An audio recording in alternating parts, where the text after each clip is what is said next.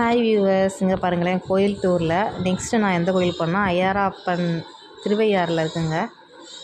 ஐயாரப்பர் கோயில் தாங்க போகிறோம். அதற்கு வந்து 2-3 கேட் இருக்குங்க. இது மொதல் கேட்டு.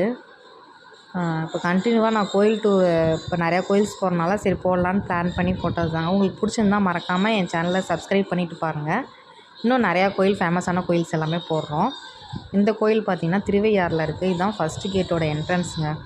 இது வந்து ரொம்ப பெரிய கோயிலுங்க. அதாவது எப்படி சொல்கிறதுனா ஒரு 1/2 கிலோமீட்டருக்கு இருக்குதுன்னு வச்சுக்கோங்களேன். அந்த அளவுக்கு இருக்குது. இது வந்து ஃபஸ்ட்டு கேட்டுங்க. ஃபஸ்ட்டு கேட்லேருந்து உள்ளே போகிற மாதிரி இருக்குது. வெளிப்பக்கம் அது. கோயிலுக்குள்ளே போனால் இன்னொரு வாசல் இருக்குது. அதுக்கப்புறம் இன்னொரு வாசல் இருக்குதுங்க. மொத்தம் 3 வாசல் இந்த கோயிலுக்கு. இந்த கோயிலை உங்களுக்கு பார்க்கும்போதே இங்கே பாருங்களேன், நான் உங்களுக்கு ஃபுல்லாக காமிக்கிறேன். இதை பார்க்கும்போதே பாருங்கள் எவ்வளோ பெரிய கோயில் மட்டும் பாருங்களேன். ஓரளவுக்கு இந்த சன்னதிக்குள்ளே வந்துட்டோங்க. இது வந்து நந்தி, பெரிய நந்தி, சிவனுக்கு முன்னாடி இருக்க நந்தி சாமி தான் அது. இந்த நந்தி எனக்கு ஓரளவுக்கு கொஞ்சம் பெருசாகவே இருந்துச்சுங்க. தம்பி அதை தொடவே மாட்டேன்னு சொல்லிட்டான், பயந்துக்கிட்டான். கம்பல் பண்ணி தான் தொட வச்சோம். அப்புறமே அவன் இந்த மாதிரி சாமியை வந்து ரொம்ப ரசிக்கிறாங்க, ஆனால் ரொம்ப பயப்படுறான். இந்த கோலத்தை பார்த்துட்டு குளம்னு சொல்லிக்கிட்டே இருந்தான். பெரிய குளம் சொல்லிட்டு ஜாலியாக அவன் வந்து இங்கே பாருங்களேன் ரொம்ப எக்ஸைட்மெண்ட் ஆகிட்டாங்க சாமியை பார்த்தோன்னே. சிவன் சாமின்ட்டு ஃபைனலாக அந்த சிவன் சாமி கும்பிட வந்துட்டோங்க. வந்துட்டு ஃபோன் உள்ளே அலோட் கிடையாது. ஸோ நான் அதுக்கப்புறம் வீடியோ ஆஃப் பண்ணிட்டேன். இது வந்து தட்சிணாமூர்த்திங்க. பேக் சைடில் இருக்குது வெளியே வந்தால். இங்கே பாருங்களேன், அப்படியே வெளியே வந்து பார்த்திங்கன்னா இது அந்த 2வது கேட்டுக்குள்ளே பார்த்திங்கன்னா ஒரு பெரிய அரண்மனை மாதிரி அந்த கோயிலை சுற்றி இருக்குங்க. இந்த கோயிலை பார்க்கும்போதே உங்களுக்கு தெரியும் இது எவ்வளோ அழகாக இருக்குது பாருங்களேன்.